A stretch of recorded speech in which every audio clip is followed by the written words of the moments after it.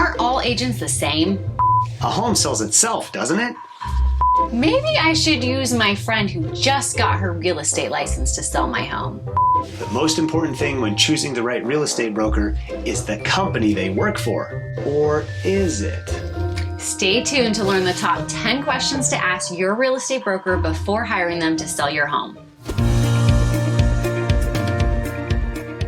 Welcome everyone, my name is Sterling. And my name is Jess. We're both real estate brokers with Sterling team at Berkshire Hathaway Home Services. Today's video is all about interviewing and hiring the right listing agent to help you sell your home. And it's important to note right off the bat that Washington State is a broker's only state. So the term real estate agent does not really apply here, since everyone who is licensed to help someone buy or sell real estate is a broker. That's right. And do keep in mind that when you go to other states, you're still going to hear the term real estate agent, and that will be different than a real estate broker in other states. Confusing? I know. To make it even more confusing, there are 3 different designations for broker in Washington State. There is broker, anyone with their real estate license, there's a managing broker, and there's a designated broker. But the managing and designated brokers have more education and more experience. Exactly. This just in, ladies and gentlemen, we interrupt this video with an important news update, and that is regarding the semantics issue we have all across the greater Seattle regarding an individual who sells real estate. It's a little bit like tomato versus tomato, potato versus potato, or tissue versus Kleenex. They all are synonymous, and for the remainder of this video and any other video you see on this fantastic YouTube channel, you will hear realtor, real estate agent, or real estate broker used interchangeably. Now back to the show. Be sure to stay tuned and watch all the way through the video so that you can get the inside scoop on questions that we actually ask when we interview agents who are helping us buy and sell out of the area. Obviously, there's so much at stake when selling a home, so you want to make sure that you choose the agent or team of agents who can maximize your price, alleviate stress, and help you do this all in the time frame that you're looking for. So let's dive in. Here are the top 10 questions to ask your real estate broker. Number 1, are you a full-time or part-time agent? Such an important question. This question is vital. You want to make sure that you have a full-time professional dedicated to sell your home. There are 41,138 licensed real estate brokers in the Northwest Multiple Listing Service. That's a lot of brokers. It's a lot. We're sometimes called cockroaches because we're found everywhere. Now, the Northwest Multiple Listing Service is the largest multiple listing service in the state of Washington. There are other multiple listing services such as Spokane, and a commercial broker may have a different multiple that they belong to as well. But needless to say, with over 41,000 licensed professionals, there are a lot of people to choose from. The average real estate broker in the state of Washington sold 2.9 homes last year. The statistic can be skewed because there are those agents and teams that have sold well over 100 homes in 2021. There are also those agents who haven't sold any homes. In fact, roughly 50% of all licensed brokers didn't sell a single home in 2021. You don't want that agent working for you, do you? How about no? Not surprising, the National Association of Realtors reports that 80% of realtors get out of the business in the first 5 years. So it's a high turnover business, and there are a lot of hobbyists who get into real estate. It might be a side hustle, it's not a full-time gig. My dad went to get to his real estate license. He didn't do anything with it, but he thought it'd be an interesting education. Question number 2, how long have you been a real estate broker, and how many homes do you sell annually? This is so important because just because you've had your real estate license for a long period of time does not necessarily equal lots of experience. You could have an agent who's had their license for 20 years versus someone who's only had it for 5 years. That person who's had it for 20 years may have only sold 1 home a year, like Sterling mentioned, part-time, whereas the one who's had it for 5 years, maybe they're hustling and they're selling 2, 3, 10 homes a month. Which one do you think has more experience? Kind of like me on the ski slopes. Now, I've been skiing for over 30 years, but to be honest, there are a lot of 9 and 10-year-olds who have more skill and do the black diamonds when I'm still on the intermediate slopes. Very good point. Number 3, can you walk me through the home selling process? Great question to ask. You want to make sure that your professional has a method, has a step-by-step system for getting homes sold. You don't want someone who's flying by the seat of their pants or has the reputation of just being a part-timer. Again, you want somebody who knows how to sell homes from beginning to end. Question number 4, what will my home sell for and why?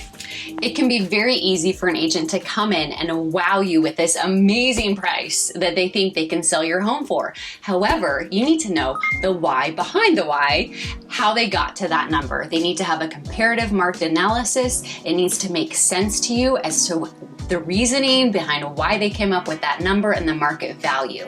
If they can't support that data, then maybe it's time to get a second opinion. The other thing that's very important is to also understand the net of what you're going to get from the sale of your home. There are a lot of hidden costs and fees that go into selling your home, and you need to understand that up front. Exactly. This is where art meets science, and you're not going to find a real estate agent that is going to sign on the dotted line saying exactly to the penny what your home should sell for. However, there should be enough data in the marketplace, enough statistical evidence showing you how they derived this price. You want to make sure they are not overshooting the price so it puts you at a disadvantage. You also want to make sure they're not underpricing it and leaving some money on the table. Number 5, how long will it take to sell my home? So you want to know how much the home will sell for, what the agent will do, and of course, how long it'll take to get the job done. Now, oftentimes, homes are selling for more than asking in this quick market. However, about a quarter of homes take longer than that several day or 1 week time frame to get a home sold. So you also want to have that discussion of what to do if it takes longer to sell. Question 6, what improvements, if any, should we make prior to listing the home? Your home is one of your largest assets. You don't want to leave money on the table. You want an experienced agent who knows the little things, the little tweaks that can be made that don't cost a lot in the short term, but can give you a good return on your investment. Number 7, what challenges do you foresee in selling my home? So this relates to question 6, and 6 is all about the profit you can make. Question 7 is foreseeing any challenges or boundaries that a buyer might have, and you want to address those. So there could be a parking issue, there could be some pet odor, there could be a number of things that might get in the way from a buyer putting in an offer. Being proactive and partnering with an agent who is honest and upfront, not necessarily telling you what you want to hear, but what you should hear to maximize the sale is really going to pay off. Yeah, that way you're prepared and not surprised later on. Question 8, if I hire you, who will I actually be working with?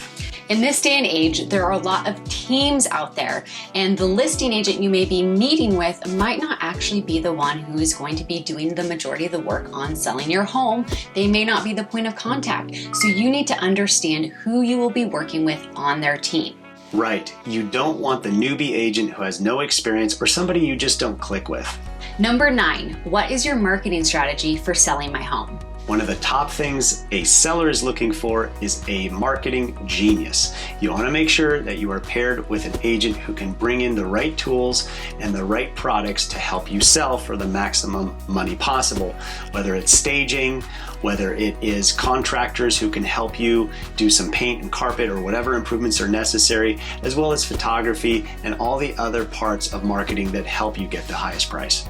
And you want to make sure that you can see examples. It's easy to talk a big talk, but you want to have actual examples of homes that agents have sold so you can see their style and make sure it's a good fit for you. And our 10th question is, how will you communicate with me?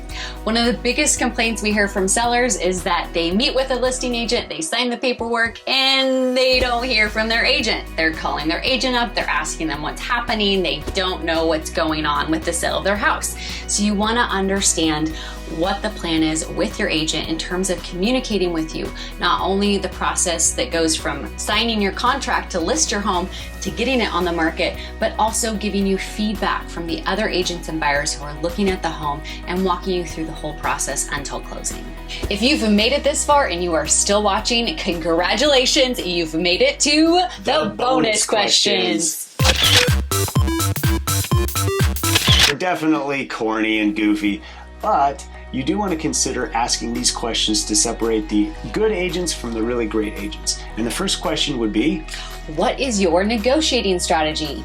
As a listing agent, you want to make sure he or she really knows how to negotiate. Just like in life, most people think they're funny.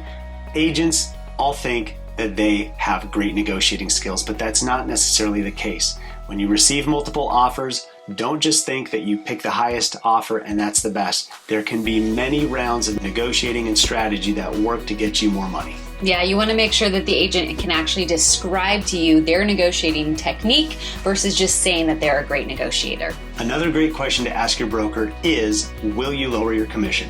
If a broker doesn't have the confidence to stand up to you regarding their own worth, how much do you think that they will stand up for you in negotiating on your behalf in the sale of your home and your hard-earned equity? Another one is, why should I hire you? You want an agent who can really portray their value. Selling is about influencing. So this agent should be able to influence their value proposition and have you feel really good about hiring them. Because remember, if they can't sell you on them, they are not going to do a very good job in selling your home. Another question to ask is, if we don't get along, what is your cancellation policy? You want to know up front what the parameters are if you want to cancel. You don't want to be locked into a long-term contract that has penalties and fees if you want to cancel early, should your agent not be performing to what they promised, or you just don't feel like you're a right fit. Not only are we full-time real estate brokers, but we're also in your shoes as home sellers and property owners in other states. So we interview agents to make sure we have the right listing agent when we want to sell a property. These are the things that we look for when hiring the right broker or agent. When we're hiring a listing broker or agent, we want to make sure that we can trust this person. In fact, a Gallup poll in 2018 showed America's most and least trusted professions. You will notice that medical professionals scored near the top, whereas members of Congress, car salespeople, business executive, lawyers, and real estate agents scored close to the bottom. So trust your gut, make sure you're hiring somebody you feel good about. Another thing we look for is hustle. We want an agent who's hungry, who's available. We don't want to just feel like another number. So we want to make sure that that agent has time for us and doesn't have too many clients on their plate. Of course, we look for someone who's got enough skill and experience, but also, like Jess said, isn't too busy. For instance, last year we had an agent who we thought was going to represent our interests best because she had sold all these homes. However, she was busy. It was hard to get a hold of her, and we ended up with an agent who didn't have as many years of experience and doesn't sell as many homes, but we did get the red carpet treatment. He always picked up his phone, and ultimately we'll go back to him again because we feel he was a great fit. And last but not least, one of the things we look for is the right personality fit. This is a partnership with your agent. So you want to make sure that you click and you connect, you're on the same page, and that you have fun in the process. For your convenience, we included a copy of the questions and some additional notes in the link below. Thank you so much for watching today. Be sure to leave a comment below and let us know your favorite question, or if you have another question to add to this list of questions. We'd love to hear. And if you like this type of content and want to receive more, please hit the subscribe button, and we'd sure appreciate it if you hit the like button as well. Thanks so much.